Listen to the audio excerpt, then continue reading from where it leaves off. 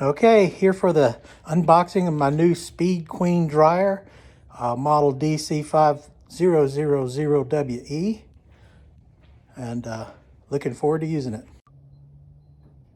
So we got a Speed Queen because of the reputation that it lasts a really long time. It's not like a lot of new dryers in that it has the less electronics to go wrong on it. And so we're looking at, a commercial dryer just for our personal use that will, last a long time. We don't have to go back next year and get another one. So let me unbox it and we'll look at it.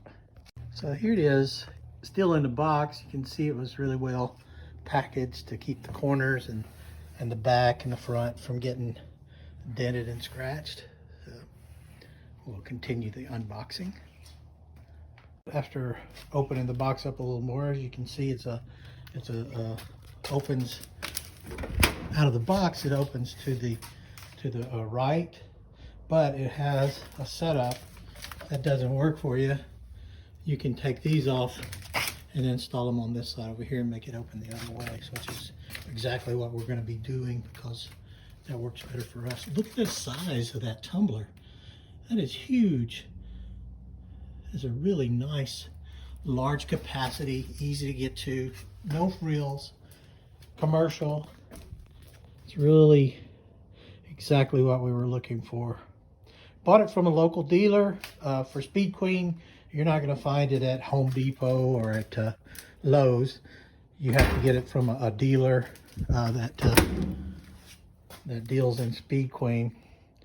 It cost us $1,000, but should last us 25 years at least. It comes from the manufacturer with a 3-year warranty, covers everything. So we're looking forward to putting it through its paces. I'll get some more unboxing on it and show you as I get it hooked up.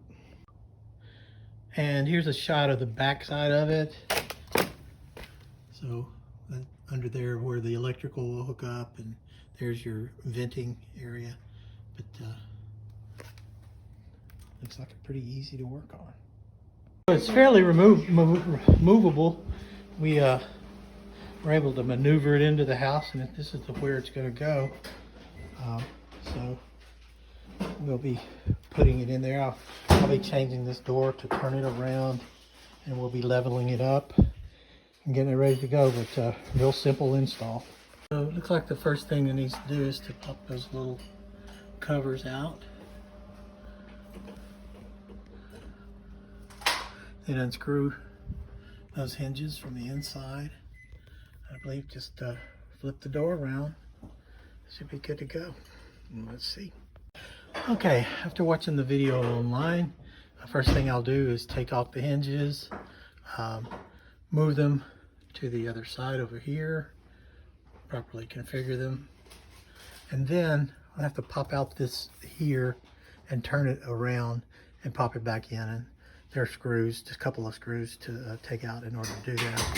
After that, while I'm doing that, I'll also need to change this over here to this side so that it'll latch on this side at that point.